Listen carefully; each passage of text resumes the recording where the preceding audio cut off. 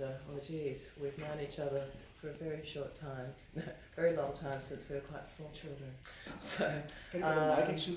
The mic, can you? oh, this mic. No, the small one. My apologies. So, Yeah, that's it. I'm speaking to you today because I have been invited by my wonderful new best friend, the Consul General of Pakistan here in Sydney, and it's also wonderful to have His Excellency, the High Commissioner of Pakistan here as well.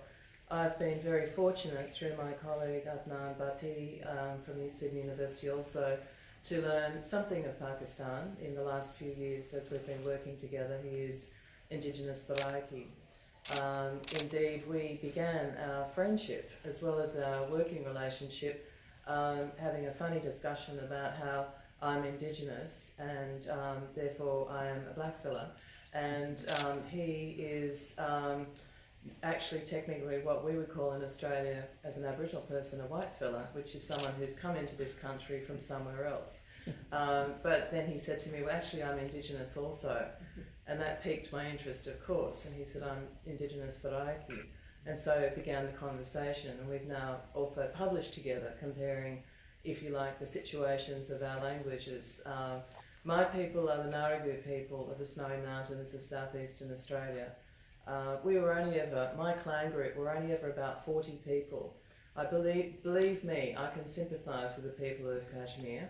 My people, for thousands and thousands of years, 40 people, lived harmoniously with each other and our environment, looking after our country, going about our business, loving, living, being great thinkers, managing our country.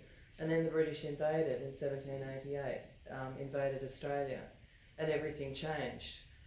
We weren't just partitioned in one way, we've been partitioned and become refugees in our own countries all over Australia. So I can't ever live on my country, it's a national park. We can all go down there and ski in it, we can all go and enjoy the park, but I'll never be allowed to live in it, I'll never hunt in it, I'll never be able to manage that land ever again. So you see where I'm coming from. We don't get shot at with pellet guns, although believe me, we get shot at. And we've been slaughtered, we've been poisoned, we've caught diseases from people who've come to this country. Most of my family nearly died in the 19th century from measles.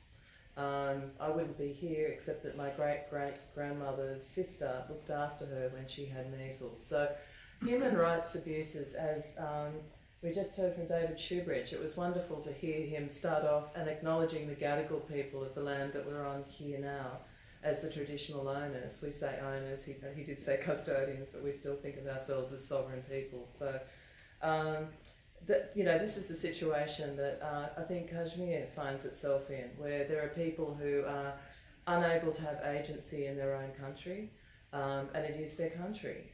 It's divided between Pakistan and India, and I guess, I don't know the politics well enough and I don't know the area well enough. It's a place that's been in my heart all my life, but I can't comment on how people are treated from one side or the other. All I know is that those people in that area want to be able to live their lives, manage their lands, live, love, be educated and be, like everybody else in the world, safe. And until they have some kind of agency of their own, that's not going to happen. I looked down on this floor as I walked in and I thought, the influence of Islam is everywhere. This country, Australia, owes so much to the part of the world we now call both Pakistan and India. I think it's a fairly arbitrary distinction. You are great peoples from South Asia, and my own people, the Aboriginal peoples of Australia, have actually benefited from migrations from that part of the world for the last 6,000 to 10,000 years. Our favourite animal in the whole world is our dingo dog, and it came from somewhere in Balochistan, I believe. So about 6,000 to 10,000 years ago, people came to my part of the world bringing new languages, new customs, very handsome men, just saying, and beautiful women. I guess what I would like to say tonight in concluding, I hope I took too long, but that I guess the Kashmiris have my solidarity as an Indigenous person. I'd like to learn more about the country, about that area of Kashmir. I'm delighted to have the opportunity. Even tonight I've been asked if I ever want to go and experience that area. Yes, please.